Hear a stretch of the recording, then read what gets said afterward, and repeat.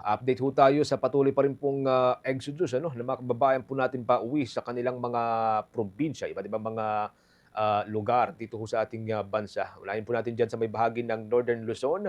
Kasama ho natin ang, nagsisilbing Assistant Vice President for Traffic Operations ng Northern Luzon Expressway, si Ginoong Robin Ignacio. Magandang araw ho sa inyo, Sir Robin, at welcome sa Bombo Radio Philippines. Si Bombo Genesis at Bombo Victor po ito, sir. Good morning po at good morning po sa ating mga taga-subaybay ng Bombo Radyo. Thank you so much for joining us sa Bombo Radio Philippines. Tayo po'y napapakinggan at napapanood ng live sa atin pong 32 stations nationwide, Sir Robin. Ano? Unang-una, Yes kamustahin ko po. po yung obserbasyon po ninyo from kahapon hanggang sa araw na ito. May mga humabol pa rin po ba na pauwi dyan sa may Northern Luzon area like sa Central Luzon, Cagayan Valley, Cordillera at dyan sa may bahagi po ng Ilocos Region, sir?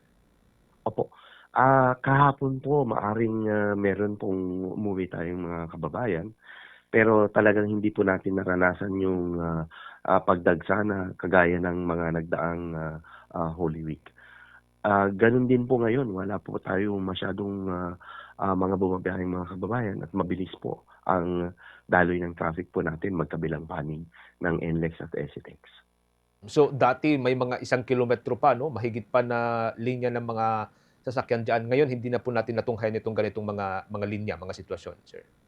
Tama po kayo sir, sa mga nagdaang Holy Week talagang nagkakaroon po tayo ng mga slow moving traffic. Maging yung sa pagpasok pa lang dito sa Toll Plaza, meron tayong mga pagpila pero ngayong Holy Week nagkaroon lang pong tayo konti nung Friday po ng hapon at ditong Sabado na inaasahan natin na magkaroon din tayo ng pagdagsa ay wala po tayong na-monitor. I take it na yung rason diyan ay dahil pa rin po dun sa pagbaban ng mga ano, mga private vehicle, tama ho ba? Tama po sir. Ang aming mga personnel at yung paghahanda ay nandun pa rin naman po. Actually, ang pinaghahandaan na po namin is yung pabalik naman po. So, maaring bukas yung mga ah, umuwi ng probinsya. Ganun din yung mga pumasok ng Metro Manila. Ano? Usually, Sabado may bumabalik na po at ang dagsaan po talaga ay Linggo. Pero dahil yun nga po ang na-monitor po natin, ang naitala natin ay hindi gano'n karami. So maaring hindi rin po gano'n na sobrang dagsa yung mararanasan po natin na pag-uwian. Opo. Pero yung mga passenger bus ho pala, Sir Ruben, kasi, I understand na mas marami sa mga kababayan po natin ang pinili na pong mag-commute ano, pauwi po ng kanilang mga probinsya instead na magdala po ng sariling mga sasakyan. Wala naman po tayong nakitang, ano bang nagkaproblema sa gilid po ng ating mga kakalsadahan or ng expressway dahil po rito sa, posibleng nagkaaberya? Yun po yung maganda pong nangyari. Wala naman po tayong naitatala o wala tayong naobserbahan na nagkaroon ng problema ng mga pampublikong Mm, mm. mga sasakyan, lalong-lalo na po yung ating mga bus. Okey. Bombo Victor, with your questions kay follow-up kay Sir Ruben. Ginoong Ignacio 'no, matanong ko lamang dahil nga ho nababanggit niyo na medyo kakaunti ngayon yung mga bumabiyahe at, diyan gumagamit ho nitong, NLEX. Sa tingin niyo po ba, masasabi niyo ba na ito na ho ang isa sa may pinakamaluwag na traffic flow tuwing Semana Santa? At, dahil dito paano po nag-adjust itong pamunuan ho ng, NLEX sa deployment ho nitong mga traffic marshal at mga toll tellers? Opo, tama po kayo, sa lahat po ng nagdaang Holy Week, ngayon lang po tayo nakaranas ng ganitong kakaunti ang umuwi po ano. So sa amin naman po, yung aming paghahanda, yung aming pag-deploy gano'n pa rin naman po. Hanggang itong pagbalik po ng ating mga kababayan na mga nagbiyahe ay gano'n pa rin po yung paghahanda po natin. Talagang open pa rin po lahat yung ating lanes. Meron pa rin po tayong dagdag ng mga deployments, maging yung ating mga tow trucks.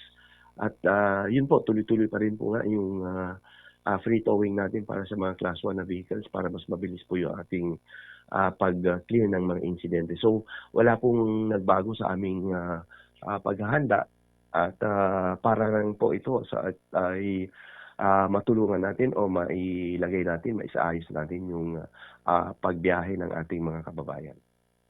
So, madalas ho kapag maluwag ang kalsada, naiengganyo ho itong mga motorista na magpatakbo ho ng mabilis. O may mga na-monitor na ba tayong pagtaas ho ng kaso ng overspeeding?